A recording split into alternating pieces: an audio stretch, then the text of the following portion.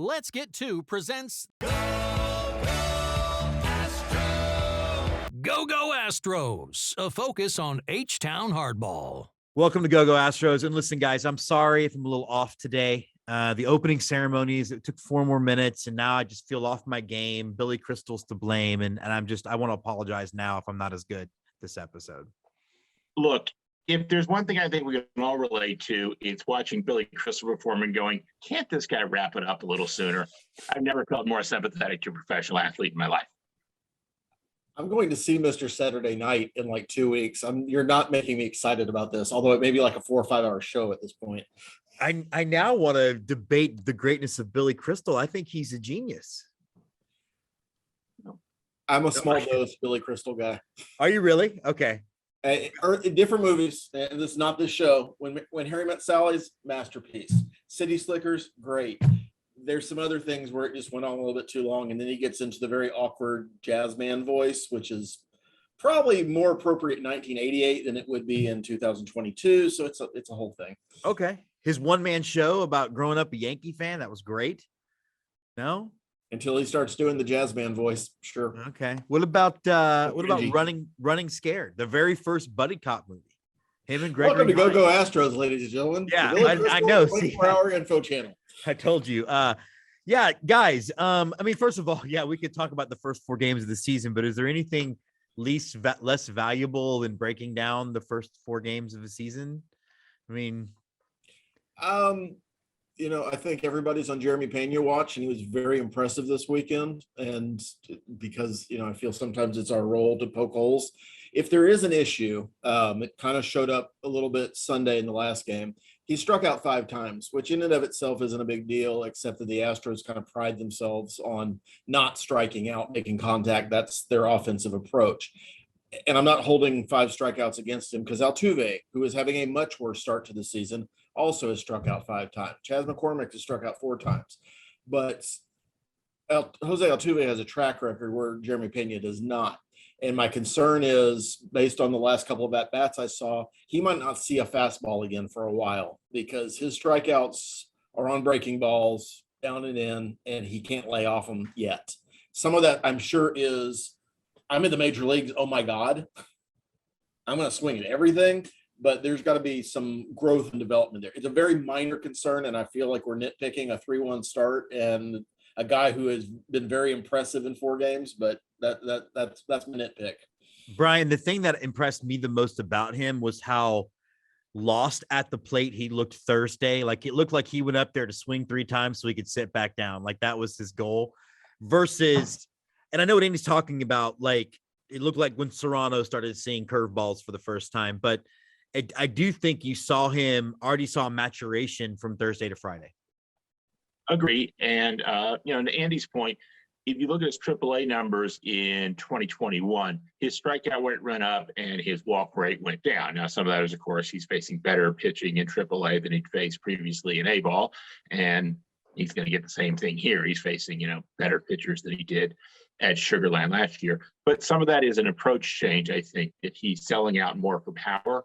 He had really good power numbers in AAA, and he had really good power numbers on that swing on Friday night. And I don't think I've ever made my mother, hi Mom, I don't think I've ever made my mother as excited in any moment as Jeremy Pena made his mother when she was screaming, watching that home run with a microphone right there. I mean, what an incredible moment. I mean, just having his parents, his dad, a former major leaguer, his mom has probably been through all of that ups and downs with the father.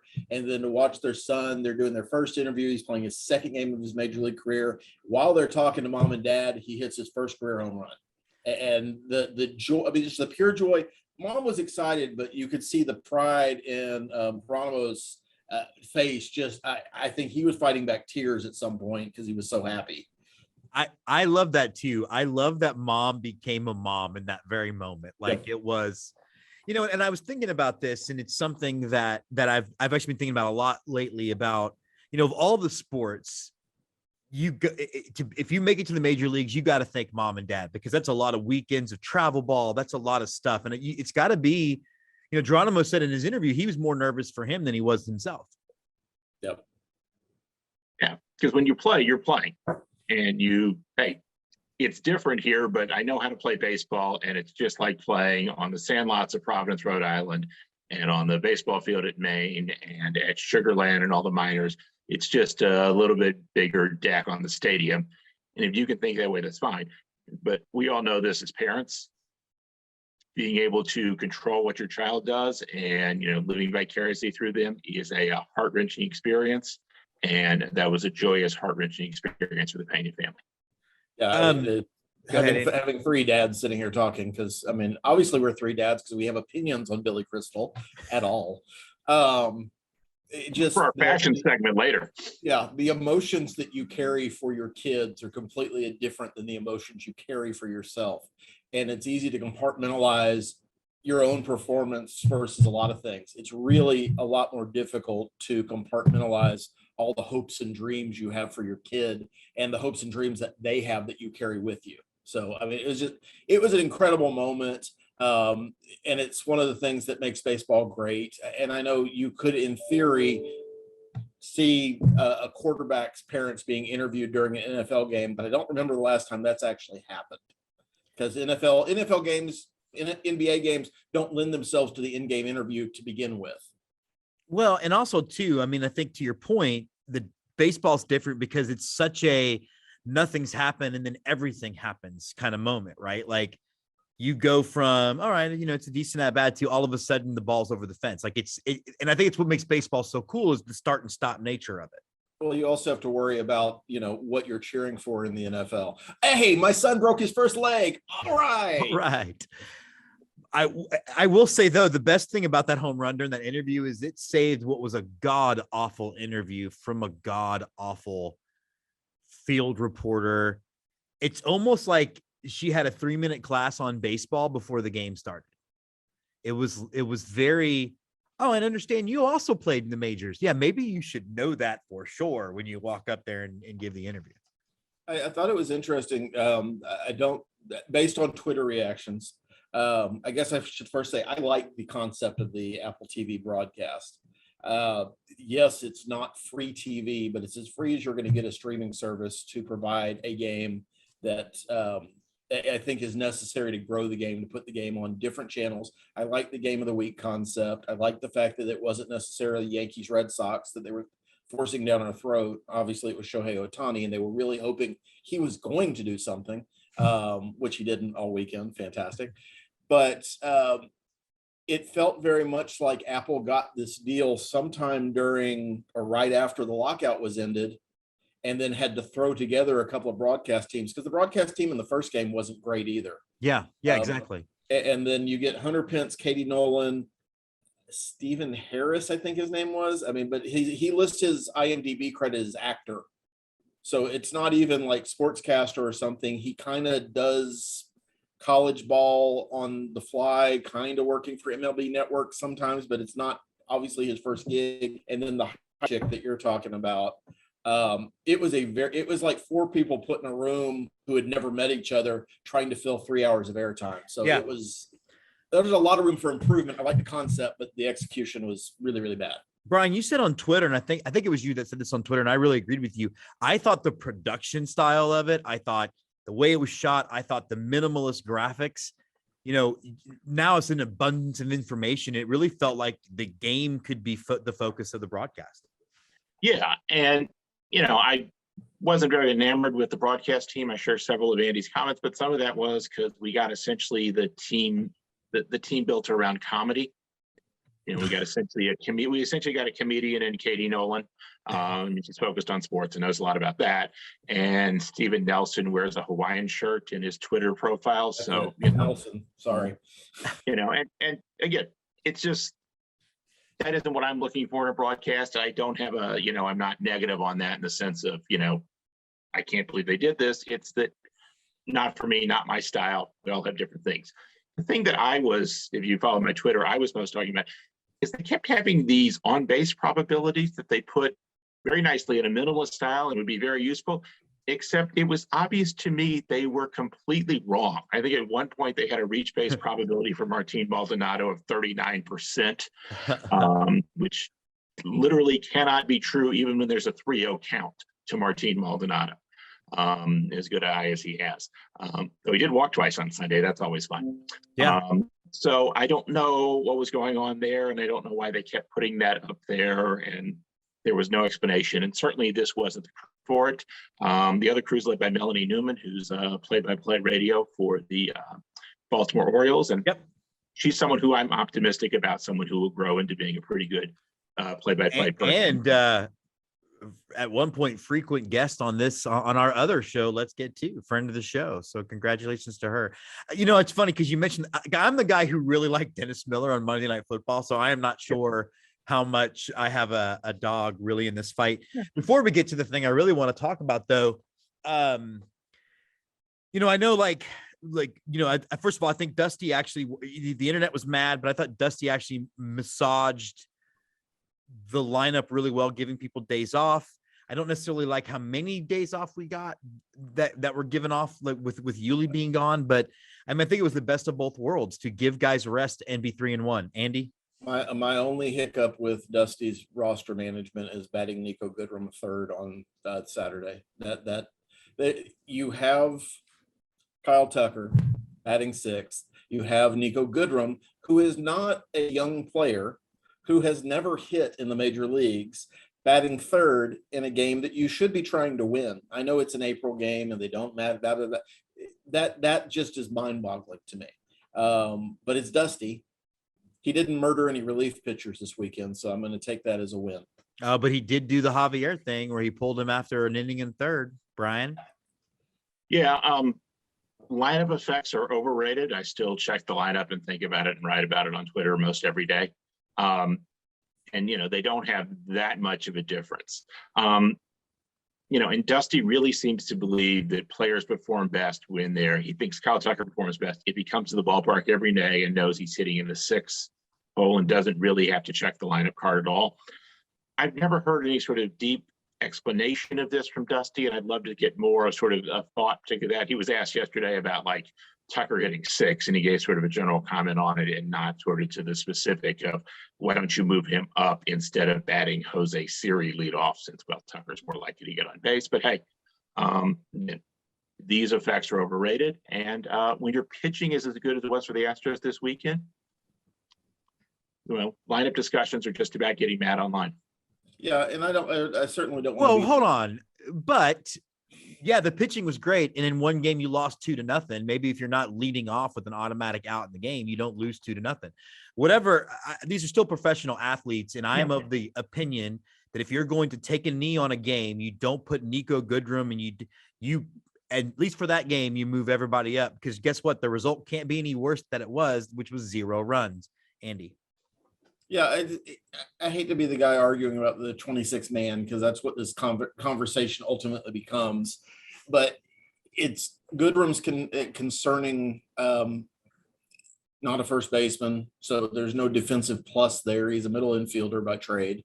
He's not a particularly good middle infielder that I recall, and I think we more target him to back up shortstop when we needed to, when Elidmus Diaz needed a breather, if Jeremy Pena didn't work out. I mean, that's kind of the level of player that we're talking about. He only got 2 starts because he's in Robel Garcia's roster spot. Yeah. And that's what I mean about talking about the 26 player. The problem is Dusty, the way he doesn't use relief pitchers, he likes to keep everybody on the bench involved, which I guess is great if you're a player manager. But it just seems to me, to Jim's point, that there is a better way to construct the roster than he chose to on Saturday. And for my mind, and I know this is completely just emotional, you've got Justin Verlander making his first start in 2 years. You want to provide him some offensive support, and you put the weakest offensive lineup you could put out there in support of him. And to me, it was just weird choices being made. But that is, if Dusty Baker's your manager and your first baseman's wife has the inconsiderate method of having a baby during the first series of the season, I guess that's what you're going to have. Well, and we did mention before we jump into the topic I really want to talk about, we did talk a little bit about Altuve's struggles.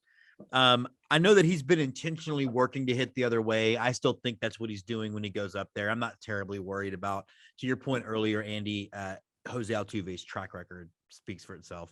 Yeah, and I think Altuve is one of those players, and maybe it's less so now because he's in his 30s. But if you tell him the team needs you to hit for average and get on base, that seems to be what he tries to do.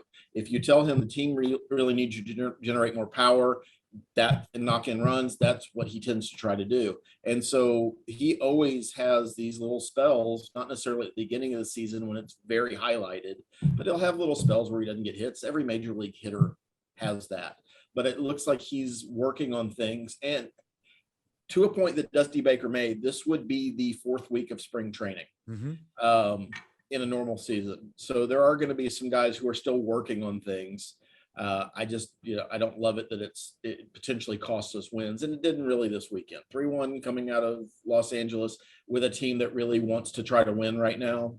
They're really close to the Astros, Brian. Did you know that? I mean, Sure. alphabetically, that's fair. They are. Yeah, alphabetically, and I mean, the Astros have had winning seasons each of the last 5 years, and the Angels haven't. So they're close in some sense, right? Yeah. I mean, but if you're Madden, what do you tell your team? We're way back. We have 3 players that are worth anything, and then we have 6 guys we have to put in the lineup because we're required to play 9. We're required Jack Mayfield, cleanup hitter, is something. Yeah, I didn't know I checked in on the game after we had gotten home from Corpus, and I didn't realize the Astros were losing until I saw McTaggart's tweet that said all these former Astros homered yesterday, and Mayfield was one of them. And I was like, well, crap. But again, I sort of was going into this series hoping for a split because it's on the road and and I was really happy with how the pitching staff performed from top to bottom. Yep. So I'm love the new addition. I mean, I'm new addition. Remember them? I'm Cool it now. Yeah, cool it now. I'm gonna get on the phone to the Mr. Telephone Man if we're not hurrying. But listen, guys, I am my minor league baseball heart sang yesterday because I love alternative uniforms. I love different looks. And I think the Astros easily the best, if not top 2 City Connect uniforms. We're going to put them up so everybody who hasn't seen them yet can see them now. It really could not have been better designed, in my opinion. I think them and Miami really are the 2 best. Andy, what did you think just when you and I had been anticipating this? So what were your thoughts? We love the drip campaigns. What is that? Is that the hat? Is that the letters? I don't know. Let's speculate for 30 minutes. It's like it's a Spider-Man No Way Home poster or something. Yeah, I like the jerseys. I do not like the pants because I do not like monotone, so I'll get that part out of the way. They appeared to be darker than I think they actually are in reality. I think the hats are a little bit brighter blue than the Astros currently wear, and a little brighter navy. The graph paper sleeves, the plotting sleeves are a little bit more pronounced than they were in the initial drips. But overall, I think it is a very nice representation of what NASA and the space program have meant to the Houston area, and kind of vice versa. So it's a nice marriage of those 2 things. It's throwbacky enough to reflect some of that stuff, but it's modern enough that honestly, there's a couple of elements that if you took it and said this is your everyday uniform, I'd be pretty happy with it. One of the things that I had, the hats do it. The hats are the best part for me. That orbiting piece around the traditional Astros H-star. That's the piece that I'm always going to take. Yeah, and I will say, and they have one in 3930, so I have that and the 5950 coming. Oh, you got both. I just got the 3930. Well, I was for everyday wear and one for the shelf. That's true. I might have to rethink things. No, but I agree, and we had talked about this, Andy. That, and we'll get to Brian in a second. But I was hoping they would take some nods from the Space Cowboys look in the use of the gradient. I think they really did, and I thought, again, sharp. Brian, overall, what did you think of the look? I share Andy's belief that sort of the pants don't care for the monotone, but I do like having the numbers on the pants because that is a throwback to the original Tequila Sunrise uniforms, the Astros in 1975, which had the numbers on the pants, and they went away from for some reason. That is a very sort of distinct thing. what it's a really nice blend of. And I've already ordered the hat. I'm big and tall, so I can't order the regular stuff, but I've already ordered the hat. So that's as in as I can get in on the stuff. But it's a really nice blend of, I loved it when we went back to orange and got away from the blood and the mud pinstripes, because the Astros always, the Astrodome is always sort of, we are the team of the future. We are not a traditional team, and it made no sense to me for us wearing the most traditional baseball uniform pinstripes, as opposed to wearing, orange and being what people in the 60s thought the 90s were going to be. This is, the sort of look here. What's really nice here is that this is what I really like, particularly like with the font, with the NASA A without the bar across, is it's both very much a throwback, as Andy said, to the 70s and 80s, but it's also not entirely just a throwback. It's something I think that works very well today, and they did a nice job of blending that. And Andy's absolutely right. The logo on the hat is very nice, and they may use that more. That might be my go-to Astros hat that I wear 9 times out of 10 now, for real. Well, it goes to a deeper theme. One of the biggest concerns I've ever had as an Astros fan is when Drayton decided, when we were moving to Minute Maid Park, that everything was on the table and that he was considering changing the name to Engineers or some other thing to really highlight the train theme. I would be perfectly happy if Minute Maid Park, and I don't have anything against Bobby Dynamite, fan of his work, but that train could disappear and it could become a rocket ship, and you could put the grounds crew back in NASA uniforms, and I would be the happiest person in the world, helmets and all, because that to me is the unique thing about the Houston franchise that isn't like the rest of the baseball teams. We were supposed to be the team of the future. And yes, AstroTurf was a necessity because we didn't play it for lucite killing grass, painting over lucite killing grass, and just a lot of things weren't thought out well, but the answers were thought out well. It's too hot and humid here. We're going to have our dome stadium. We can't grow grass. We're going to have Monsanto come up with AstroTurf. We're going to be a speed team because we can't hit home runs because of the dead air in the stadium. And those kind of things and the touches that Hoffines had on the franchise that still continue to this day, I want us to do more of those things. And that, I think that's ultimately the nostalgia piece. And I did just get finished watching Apollo 10.5, which incredible if you like animation, like rotoscope, but it's that same feelings. It makes me nostalgic for a time I wasn't even alive during. I think that's what one of the things Richard Linklater does really, really well. The Astros do that for me as well, even though I've been alive for most of their existence. So I want more of those things. I want more of those touches. I want more of the adoption of NASA and the space program and space theme everything. There's no excuse for us not having the best Star Wars night in Major League Baseball. There's no excuse for not having NASA really involved in throwing out first pitches multiple times a year and really highlighting that program and that relationship between the two entities. And whichever astronaut narrated the video needs to narrate everything from now on. I was ready to run through a brick wall after that. It's funny because one of the things I love about doing this show is the fact that all three of us are older Astros fans. And I can remember the change to the mud and blood was right about the time my Army career was really involved. I wasn't living in anywhere. I wasn't even living in Texas. I was overseas for a big part of it. And that look, I never felt connected to. And when they went back to this, it almost felt like being home again. And I felt like this was a nice evolution of that. Brian, what are other thoughts on it? Yeah, absolutely. I mean, back in the mid 2000s, you'd see people wearing pinstripe jerseys with Clemens or Pettit on the back. And if it was the cheaper knockoff jersey, you'd have to look and determine which team they were cheering for. Don't want to do that. Don't want to do that at all. I want to have a distinct look and a distinct color, and the pinstripes is somebody else's.